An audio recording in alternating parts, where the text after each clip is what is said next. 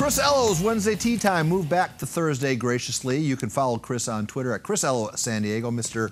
Ello spent 10 years calling the Gulls game, so that's where our conversation starts. Game 3, a loss in overtime to the Cudas, the Barracudas of San Jose. Your Game 3 impressions. My Game 3 impressions were that Nick Ritchie scored the game-winning goal for the wrong team last night.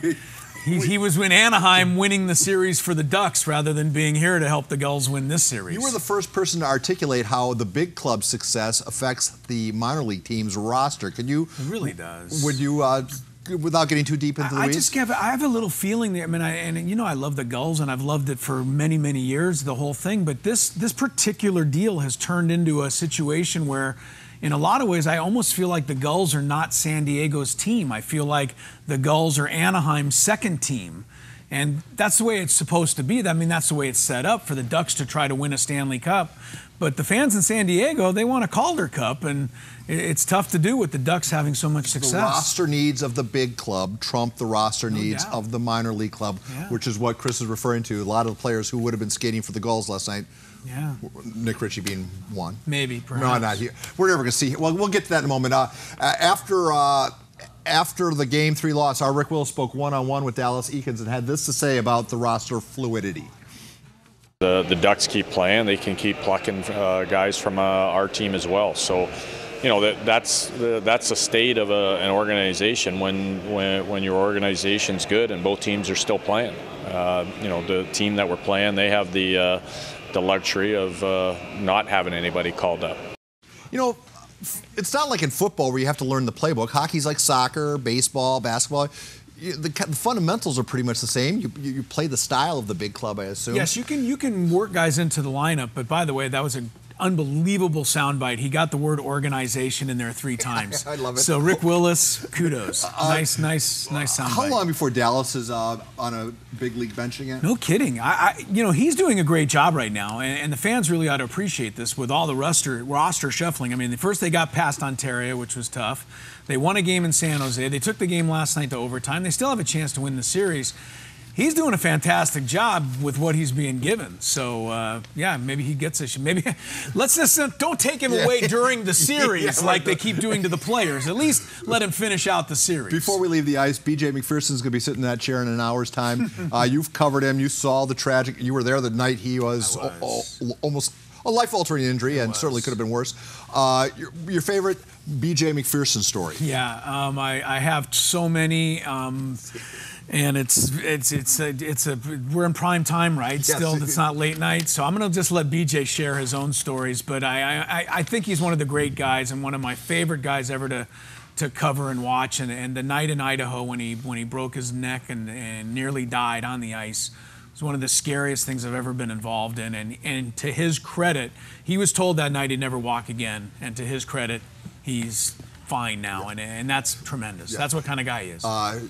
Great intestinal fortitude. The big story when we first started, you and I chatting this week, was going to be the goals or the radio station move. The Aztecs leaving Mighty 1090. Why would anyone leave that 50,000-watt blowtorch and go elsewhere? The only thing I can, I mean, look, iHeartMedia is pretty powerful too, though. I mean, they're 1360, but they also can offer so many other stations, and I mean, that's a pretty powerhouse building that they're moving into. So, for the Aztecs, I hope it should work out fine. I think the Aztec fans will find the Aztecs if they want to find them, and but why they chose them over 1090, they didn't call me. They didn't ask which. They didn't. I walked the sidelines during Aztec football games. They didn't ask me which station I wanted to be on. So the other big story was the statue in Poway being honoring Mr. Padre, number 19. Yeah. He has now 2 statues. Great thing, but boy, it reopens wounds, doesn't it?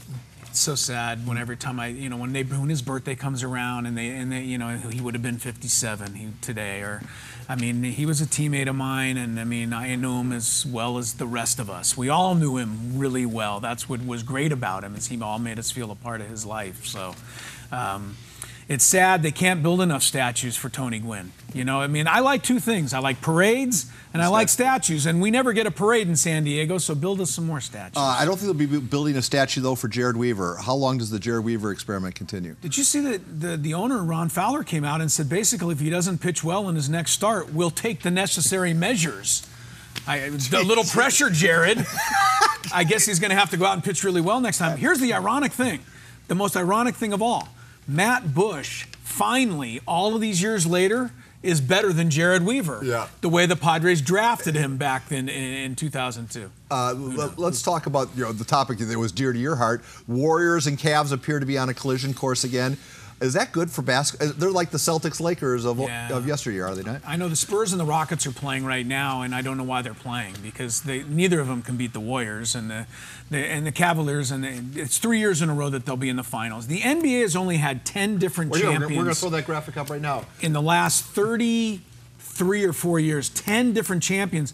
I don't think that's good for the sport. I think it's better for fan bases around the league if they all feel like they have a chance to win. The NBA, it's not the case. However, it's a bit of a double-edged sword because the NBA is almost guaranteed to have a Hall of Fame superstar playing in its NBA Finals every year, and that keeps the ratings up.